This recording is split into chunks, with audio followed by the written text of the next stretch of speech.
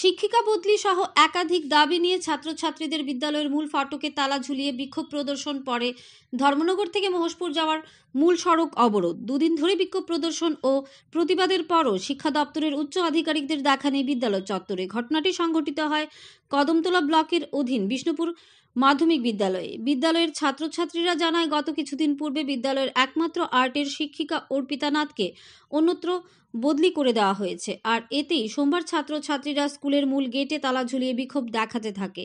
এরপরও মঙ্গলবার সকাল 11টা থেকে শুরু হয় আবার পুনরায় বিক্ষোভ।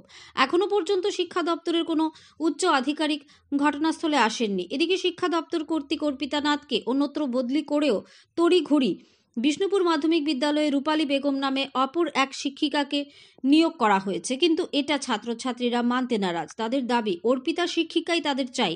এখন দেখার বিষয় ছাত্রছাত্রীদের এই শিক্ষিকা বদলির প্রতিবাদে আন্দোলন কতটুকু বাস্তব রূপ পায়। ধর্মনগর থেকে নিজস্ব প্রতিনিধির রিপোর্ট, আরি, ধর্মনগর। আমরা পূরণ হইতে হইব, এটা লাগে আমরা অত ইয়ে করলাম।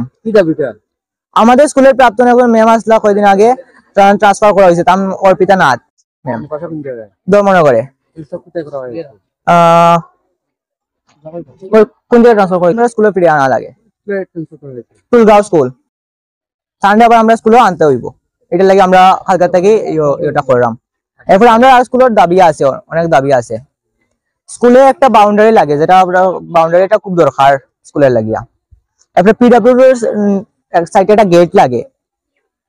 এরপরে আমরা মাঠের গোল পোস্ট লাগে, একজন হেডমাস্টার লাগে স্কুলে।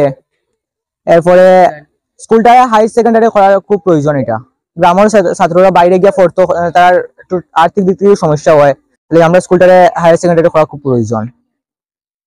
এরপরে আর কি আছে, একটা ডাইনিং হল লাগে আমরা, যারা তারা গাছও নিচে বইয়া খায়, গাছ থেকে ফাটা উতা পড়ে থালোর মধ্যে, তারা অনেক কষ্ট হয়।